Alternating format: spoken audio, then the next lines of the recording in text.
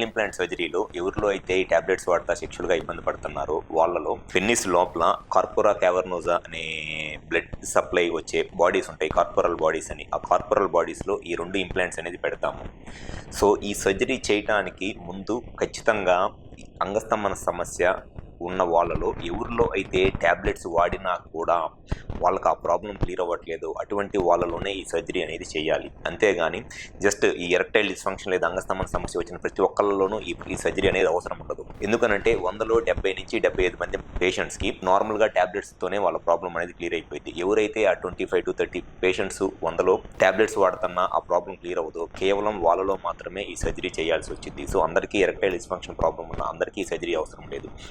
And second వచ్చేసి ఈ surgery అనేది ఏ ఏజ్ గ్రూప్లో అయినా సరే చేయొచ్చు. 35 years నుంచి 30 years నుంచి 70-75 years ఏజ్ గ్రూప్ దాకా ఎవరిలో అయినా చేయొచ్చు. అంతేగాని ఈ సర్జరీ చేయడానికి ఈ ఏజ్ గ్రూప్లోనే చేయాలన్న రూల్ కానీ, లేకపోతే ఈ ఏజ్ గ్రూప్లోనే చేయాలన్న రిస్ట్రిక్షన్స్ కానీ ఏం లేదు. ట్యాబ్లెట్స్ వాడుతున్నా ప్రాబ్లం క్లియర్ అవ్వకపోతే ఏ ఏజ్ గ్రూప్లో అయినా సరే ఈ సర్జరీ చేయొచ్చు.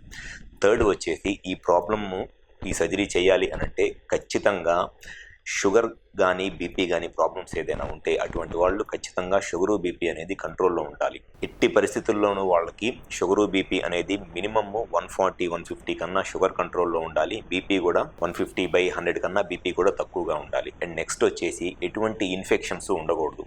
సెక్షువల్గా పెన్నిస్ మీద కానివ్వండి, లేకపోతే యూరినరీ ఇన్ఫెక్షన్స్, అట్లాంటి ఇన్ఫెక్షన్స్ కూడా ఎటువంటి ఇన్ఫెక్షన్స్ ఉండకూడదు.